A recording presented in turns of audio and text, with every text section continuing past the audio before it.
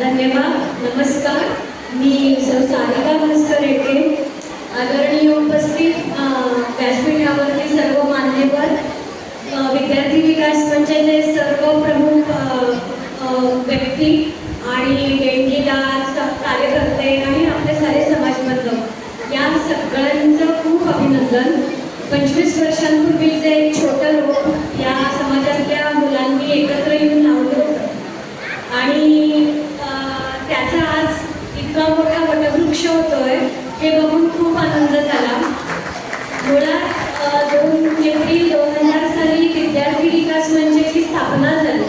त्यावेळेला अवघं मी 9वीत होते आणि कल्पना नव्हती की हे नक्की काय चालू आहे, पण एवढंच माहिती होतं की विद्यार्थ्यांसाठी काहीतरी चाललंय आणि ज्यांची अजिबातच परिस्थिती नाहीये, ज्यांना शिक्षण घेणं परवडतच नाहीये, अशा मुलांसाठी समाज काहीतरी करतोय आणि त्या मुलांना शिकण्याची संधी देतोय, ही एकच भावना लक्षात आली होती. आणि आज तुम्ही जसं इथे या उपक्रमाचा लाभ घेण्याला इथे आलात, तशीच मी पण एक लाभार्थी होते आणि या संस्थेमधून जी काही अनेक योजना राबवत गेलो त्या सगळ्या योजनांचा मला पुरेपूर फायदा झाला आणि त्यातून मी कशी घडत गेले हे आज मला तुम्हाला सांगायला आवडेल. तुमच्यासारखं आज तिथे खुर्चीवर बसून कार्यक्रम अटेंड करणं पासून ते आज स्टेजवर मान्यवर म्हणून येणं हा ॲक्च्युली खूप मोठा सुखद आणि खरं तर खडतर प्रवास आहे. पण मला जिद्दीनं असं सांगावं वाटतं की हे अवघड आहे पण अशक्य अजिबात नाही आहे. सो तुमच्या ठाई जर जिद्द असेल तर तुम्ही कितीही प्रतिकूल परिस्थिती असेल तर त्यावर मात करून हे अचीवमेंट मिळवू शकता.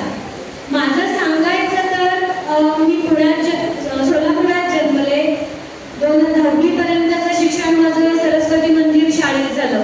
घरची परिस्थिती तशी खूप हलाखीची होती. वडील सायकल रिपेअरचं काम करायचे आणि आई पिढ्या करायची.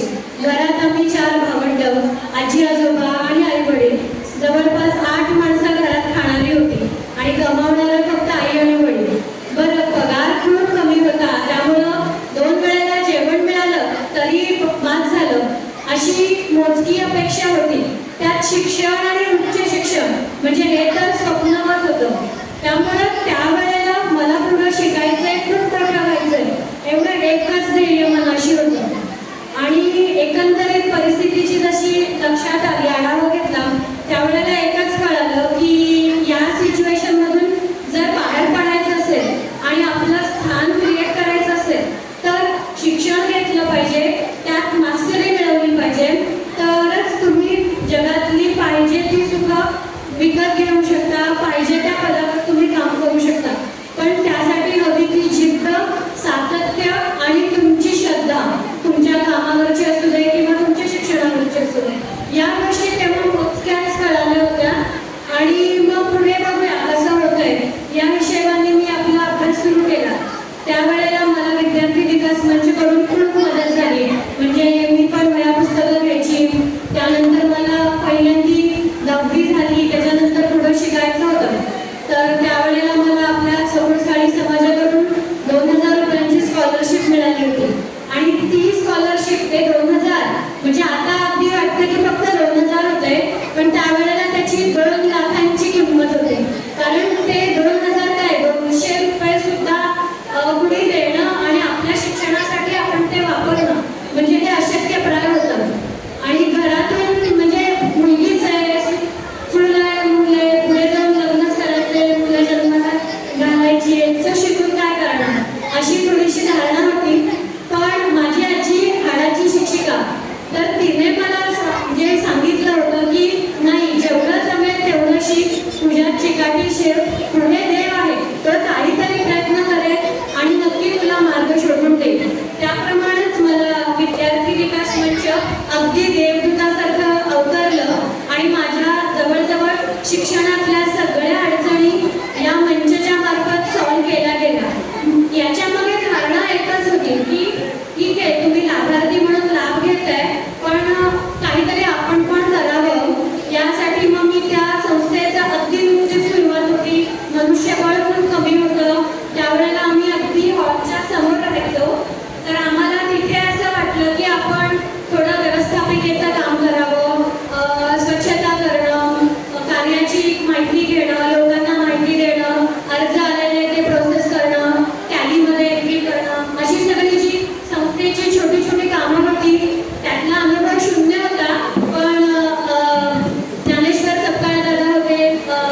सुभाष गायकवाड होते, सुरे सर होते, त्यांच्या मार्गदर्शनाखाली मी बऱ्याच गोष्टी शिकले आणि मग मी त्या गोष्टी संस्थेसाठी करत गेले. त्यातूनच मला पुढे मग सूत्रसंचालन करणं, त्यानंतर एखाद्या कार्यामध्ये व्याख्यानं आयोजित करणं, कार्यक्रमाची तळटीप लिहिणं, ती बातमी न्यूजपत्रात म्हणजे वृत्तपत्रामध्ये देणं, अशी कामं करण्याची सुद्धा संधी मिळाली.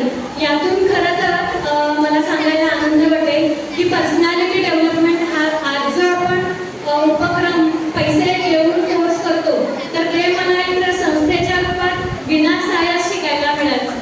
त्यातनं मी प्रत्येक घटनेतनं एक गुण शिकत गेले.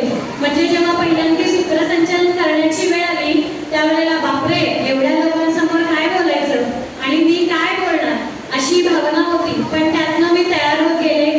स्टेजवर उभं राहून बोलण्याचा धाडस, निर्भीडपणा, बिडस्तपणा तो माझ्या एक गेला.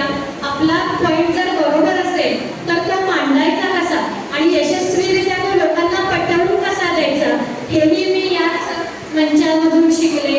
त्यानंतर आम्ही बऱ्याच ट्रिपा शैक्षणिक सहलीमध्ये जायचो. पुण्याला कार्यकर्ता प्रशिक्षण शिबिर होतं, तिथे आम्ही निवासी कार्यासाठी पुण्यातून बरीच लोक गेलेले होतो, सोलापुरातून गेलेलो होतो. तर तिथं म्हणजे नेतृत्व गुण, लिडरशिप, तुम्ही जर इतकी माणसं घेऊन तिकडे जात असाल तर त्या लोकांची सोय करणं, त्या कार्यक्रमाचे मुद्दे समजून घेणं आणि त्या 3 दिवसाच्या कार्यक्रमातनं तुम्ही काय घेतलंय त्याच्यामध्ये तुमच्या आचरणात कसं आणणं, तुमच्या शिक्षणासाठी किंवा तुमच्या वैयक्तिक डेव्हलपमेंटसाठी त्याचा वापर करणं आणि सर्वांगाने आपल्या समाजाच्या प्रगतीलाही हातभार लावणं, या गोष्टी समजायला लागल्या. सो अशा प्रकारे जवळपास म्हणतात ना की आई वडील मुलांवर संस्कार करतात, तसं माझे आई वडील जरी अशिक्षित असले तरी मी खूप चांगल्या लोकांच्या हातात होते आणि या मंचांनी मला आई वडिलांसारखीच अगदी माया दिली, प्रेम दिलं आणि मला सगळ्या चांगल्या गोष्टी शिकवल्या. बऱ्याच वाईट परिस्थितीमध्ये उभं कसं राहायचं हे मी इथून शिकले. तेव्हा कधीच वाटलं नव्हतं की मी आज तिथून इथे उभं राहून मान्यवर म्हणून तुम्हाला काहीतरी सांगेल किंवा उपदेश करेल. पण आज ती गोष्ट पूर्ण झाली. तर या सगळ्यामध्ये विद्यार्थी विकास मंचचा खूप मोठा वाटा आहे. परिस्थिती वाईट होती, खूप कष्ट करावे लागले आणि त्यानंतर विद्यार्थी मंचची साथ, हे कॉम्बिनेशन इतकं छान जुळून आलं ना की मी डिप्लोमाला महाराष्ट्रात पहिली होते मुलींमध्ये आणि शाळेमध्ये मराठीत 10वीला बोर्डाचं माझ्याकडे गोल्ड मेडल होतं, मराठीत मी पहिली होती. सो अशा खूप म्हणजे मला यश मिळत गेलं आणि त्याचं सगळं क्रेडिट मी माझ्या घरची मंडळी तर आहेतच, त्या व्यतिरिक्त आपल्या मंचेलाही देते, कारण त्यातूनच मी घडत गेले. आता तिथं कुठलंही काम असू दे, कुठलंच काम कधीच छोटं नसतं. प्रत्येक कामातून आपण काहीतरी शिकत असतो आणि हीच गोष्ट प्रत्येकाने लक्षात ठेवून त्यातून चांगलं ते उचलावं, या पद्धतीनं घेतलं पाहिजे. माझी आजी मला नेहमी म्हणायची की आपला स्वभाव ना मधमाशी सारखा पाहिजे. म्हणजे मधमाशी कशी प्रत्येक फुलावर जाते, तिला माहीत नसतं की कोणतं फुल खूप मधुर वासाचं आहे किंवा काही फुलाला वासच नाहीये, पण ती तरी सगळ्या फुलांवर जाते आणि जे चांगलं तेवढंच ती वेचते आणि त्याचं रूपांतर म्हणजे उत्कृष्ट मध आपल्याला ती देते. निसर्गच आपल्याला ही जाणीव देतो. तर मग आपण काय या गोष्टीचा आपल्या वागण्यात उपयोग करू नये असं मला नेहमी वाटायचं. याच जिद्दीने मी पुढे जात राहिले आणि देवाच्या कृपेने म्हणा, मोठ्यांचे आशीर्वाद आहे, सगळ्यांनी मी आज इथे उभी आहे, याचा खूप आनंद होतोय. आता पूर्ण सांगायचं म्हटलं तर तुम्ही पण समाजामध्ये जेव्हा काही कराल तर त्याच्यामध्ये मला काय मिळेल ही भावना ठेवून काम नक्कीच करू नका. कारण त्यावेळेला माझ्या डोळ्यासमोर काही नव्हतं की मी हे का करते, फक्त मला एवढंच माहिती होतं की माझ्यासारखी अजून 10 मुलं समाजामध्ये आहेत आणि मला जसं या योजनेतून वया मिळतात आहेत, काही शिष्यवृत्ती मिळते की त्याने माझं शिक्षण अडत नाहीये, तर तसंच इतरांनाही मिळतंय, ही एकच भावना त्यावेळेला मनामध्ये होती. आणि मग कुठेतरी पक्का ठरवून टाकलं होतं की असं आपल्याला एवढी मदत आपल्या समाजाकडून मिळते तर आपण मात्र नेटाने जिद्दीनं ते प्रयत्न घ्यायचे, प्रयत्न करायचे, यश तुम्हाला नक्की मिळणार. असं करत करत माझा डिप्लोमा झाला. डिप्लोमा नंतर लग्न ठरलं.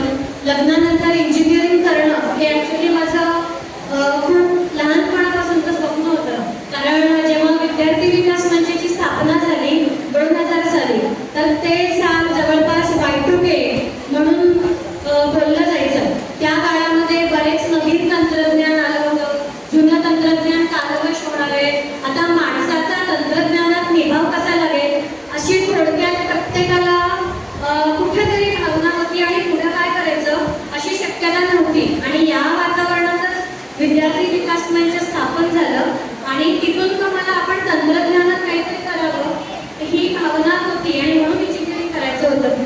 लग्नाआधी डिप्लोमा केला. डिप्लोमामध्ये आपल्या समाजातल्या प्रत्येक संस्थेने मला मदत केली, प्रत्येक दानशूर व्यक्तींकडून मला मदत मिळाली. त्याबद्दल मी त्यांची आजन्म ऋणी आहे आणि आयुष्यभर मी ती राहील. त्यानंतर लग्नानंतर मी माझे मिस्टर श्रीयुत भास्कर येते यांच्यासमोर एकच इच्छा बोलून दाखवली, लग्न तर करायचं आहे पण लग्नानंतर इंजिनिअरिंग करता आलं तर उत्तम. आणि त्यांनी अगदी काहीही मागे पुढे न बघता, नाही ठीक आहे, गो हेड, तू जर इतकी हुशार आहेस आणि तुला करायचं आहे तर तू नक्की कर.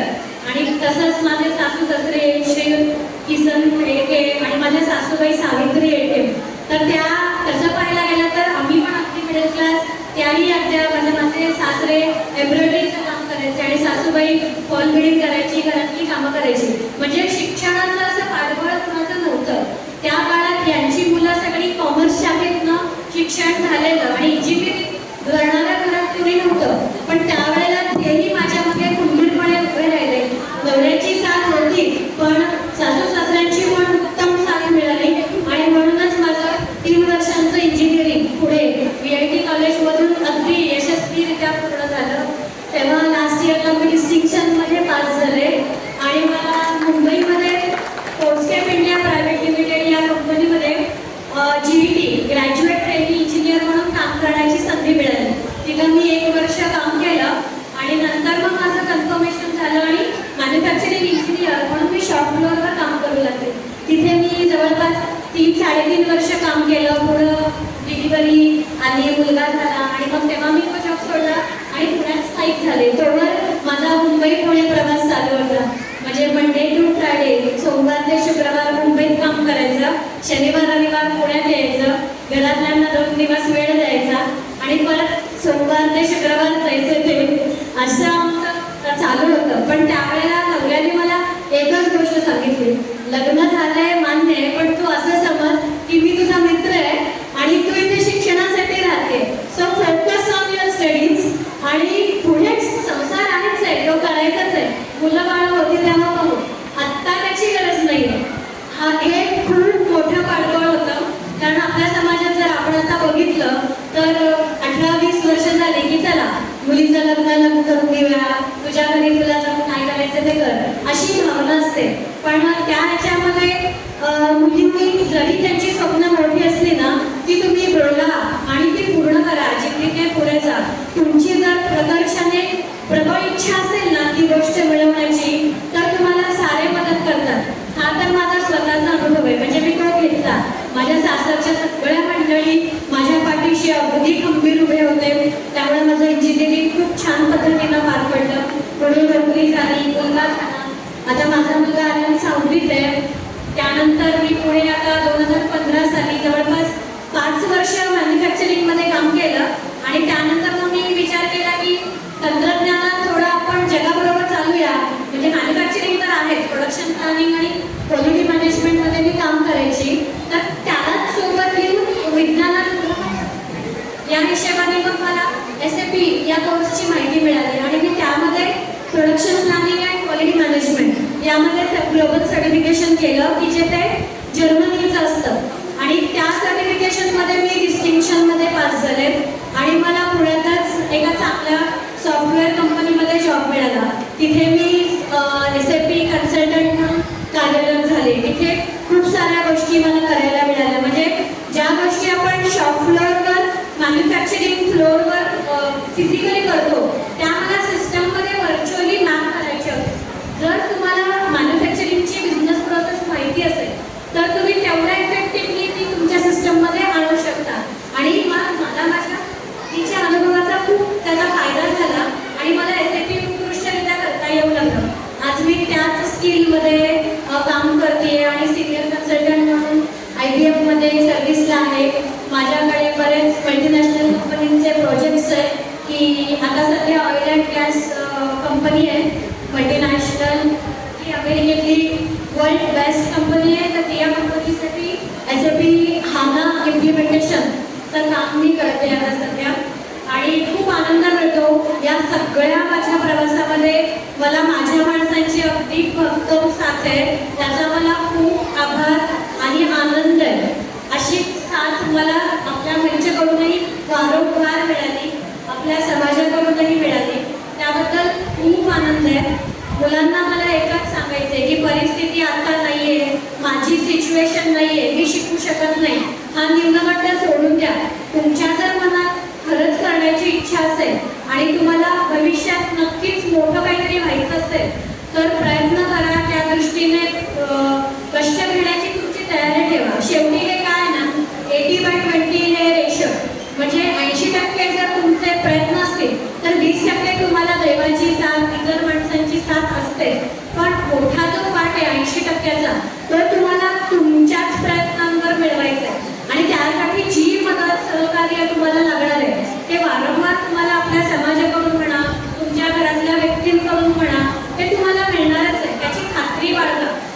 जे कराल त्या कष्टांचा तुमची श्रद्धा ठेवा, यश तुमचंच आहे. शेवटी यशवंत झाल्यानंतर आज काय फिलिंग येते ना ते मी स्वतः अनुभवते. म्हणजे माझ्याच घरात आल्यावर एका लेखीचा जो सन्मान या सगळ्यांनी केला, अगदी भरून पावले. खूप खूप बरं वाटतं. म्हणजे आयुष्यात आपण काहीतरी केलं, काहीतरी करू शकलो याचं खूप समाधान वाटलं. शेवटी एक गोष्ट त्यावेळेला पण मला ऑलवेज आपल्या मंचच्या लोकांनी सांगितली होती की तुला समाजाकडून काहीतरी थोडीफार मदत मिळते, ती तू घेतेस, पण हे लक्षात ठेव की तू उद्या जेव्हा सर्व्हिसला लागशील तेव्हा तू त्या काही ना काही रूपानं ही समाजाला देत जा, की जेणेकरून पुढची लोकं घडतील, पुढची मुलं घडतील, त्या मुलांना त्याचा लाभ मिळेल. आणि हे मी लक्षात ठेवलंय. आता प्रत्येकाचं आपलं ऋण असतं, आई वडिलांचे ऋण असतात, नातेवाईकांचे असतात, समाजाचेही असतात. तसे मला वाटतं माझेही माझ्या समाजावरती माझे खूप ऋण आहेत. अगदी मी या ऋणातून पाय उतार नाही होऊ शकत, पण अगदी फुलांना फुलाची पाकळी म्हणून मी काहीतरी मदत देऊ इच्छिते. ते सरांशी बोलेन मी नंतर, पण मला करायचं आहे. आणि यापुढे टेक्निकली म्हणजे कुठल्याही इंजिनिअरिंग क्षेत्रातलं असू दे, IT क्षेत्रातलं असू दे, कोणाला कुठलीही कशाही पद्धतीची मदत असेल, कुठलाही गायडन्स